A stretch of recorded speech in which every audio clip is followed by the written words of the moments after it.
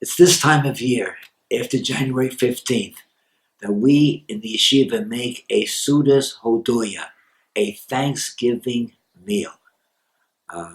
For what?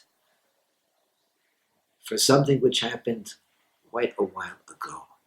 I'm talking about the Persian Gulf War, which occurred in 1991. It was a very unusual, challenging, and special time for those of us who lived in Eretz Yisrael. And it's true that only one person, and one is too many, died as a result of the Skuds, which, if you consider that 4,095 buildings were damaged, destroyed, 3,991 apartments, 331 public institutions, 17 educational institutions, and 54 businesses. And with all that damage, only one person was killed by a Scud. That's a miracle. And there were many, many miracles in those days. I just want to read to you. I don't do this. I don't like to read when I am speaking on a video. But it's kedai just to listen to the words of a lawyer who lived in a suburb of Tel Aviv, and just listen to how he describes what happened to him and his family. The services, this is Friday evening, right? The Shabbos services ended about 6 p.m. I stayed a little later than usual to study with some few friends. We left the synagogue together. While we were in the street, just before we reached my house, we heard the siren. My first thought was to run from my house, to be with my wife and children.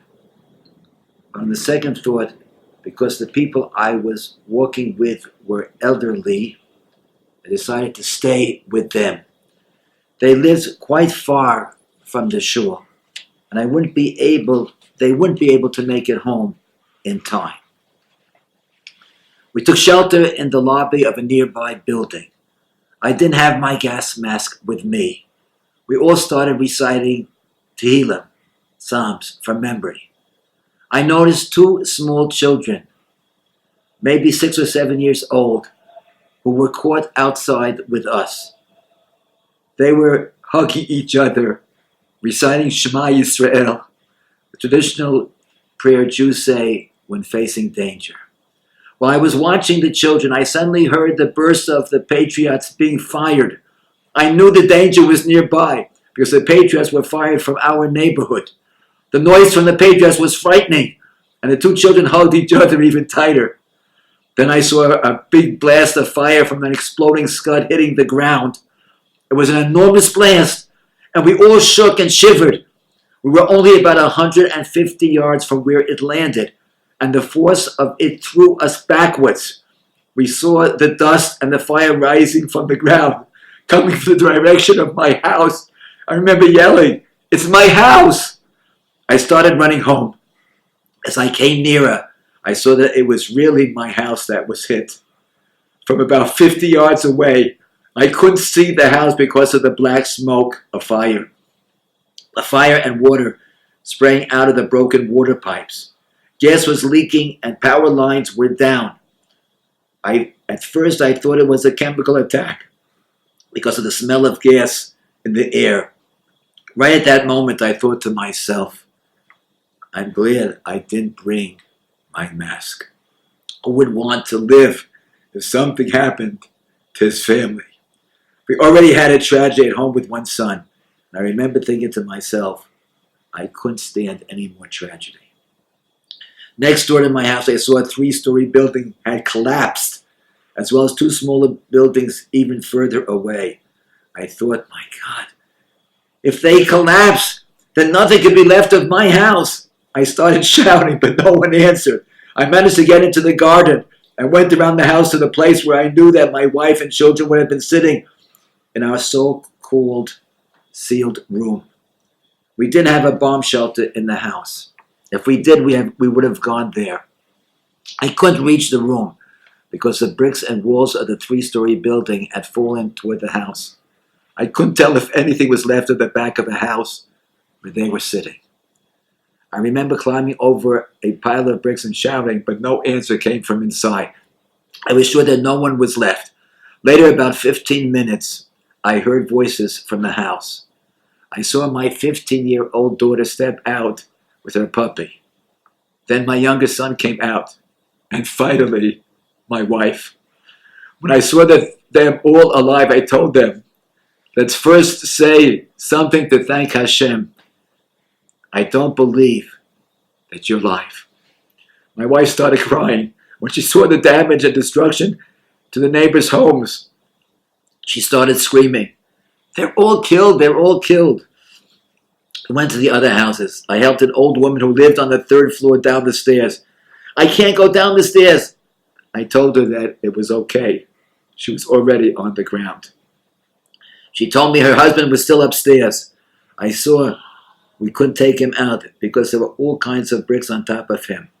Later I saw his picture on the TV and that he was okay. He was only slightly wounded. We went to the other small houses that collapsed. Collapsed isn't a good word for it. The walls were gone. You couldn't even tell where the houses originally stood. I thought these neighbors must also be dead. Later, slowly, it became clear that no one was killed. They were only slightly injured. Everybody had his own story of how he had survived. This one was going from one room to another. Another was on the staircase. Someone else was outside. And one went to make Kiddush at a friend's house. It was as if they were not masters of their own fate. It was as if they were riding the waves, being taken places. From that moment I saw we weren't in control of anything. As if we had got a warning of sorts. Hashem caused damage to our property, which is nothing, only material things, and not to our lives, which are more important. Later the soldiers and police came out and said, we have to guard your houses and property because someone might steal something. I started to laugh. I told them, it's not important anymore. A reporter from CNN asked me, how do you explain this? I told him that everything that happened to me that night was a miracle. If I hadn't insisted on staying in the synagogue to study after the prayers, I would have come home 15 minutes earlier. I would have gathered my family together to say Kiddush over the wine in the dining room. I am sure, knowing myself, that I would have insisted that my family stay to finish the blessings even when the siren went off and not to go to the sealed room. I have my own pride, and I wasn't going to let that man from Baghdad tell me when to do Kiddush and when not to do Kiddush. The place where we would have been standing was completely ruined. Who knows what would have happened? And then if I decided to run home quickly, when siren went off, someone else would have come to the door to let me in instead of staying in the sealed room. Who knows what would have happened to both of us standing at the front door. I don't know if it's right to say, but I think we are living in a time of miracles. I saw another miracle at the week on Shabbos after what happened to our house. At 2:30 in the morning, another Scud hit, which was to my regret near my mother's house in another neighborhood. We weren't living with her at the time. My mother's house wasn't damaged too much, just broken windows. But when we heard the bomb, I knew it was very, very near. I ran out, and I think I was one of the first people to see the damage. It was unbelievable. Tens, maybe hundreds of apartments were ruined. Half apartments, quarter apartments left, balconies torn away, rooms torn away. I was watching its destruction at night just before 3 a.m. I couldn't believe what I was seeing. I never saw such vast destruction like it in my life. At that moment, I remember saying to myself, oh my God, I hope, I pray that today there would be tens or even hundreds killed. I was sure this time our good luck or protection had been taken away. The Civil Guard rescue asked me what I thought. He was also in shock from seeing the scene in front of him. I told him as I look around, I can't see the end of destruction. I can't believe that we will go away from here without finding that at least 100 people, chas v'sholem, were dead. I couldn't stand it anymore. I went home. I was in such a bad mood because it was the second time I'd seen an attack, and I was afraid that this time somebody wasn't protecting us anymore. And when I heard later that heard later from the outside and on the radio that only tens of people were slightly injured, I couldn't believe that there were any more miracles left to be shown us, because it was really unbelievable. You could not believe if you didn't see it. They said later in the official announcement that 500 apartments were damaged, but nobody was killed. That's the story. The lawyer ends up, I think such a thing could happen only in Israel. To see such miracles, to see such reactions from people. I hope the worst has passed. We're davening for peace. That was 1991. That was the Persian Gulf War. And even today we have to be thankful. We have to be thankful for the miracles that we saw, the miracles that we experienced. And daven to Hashem that should never happen.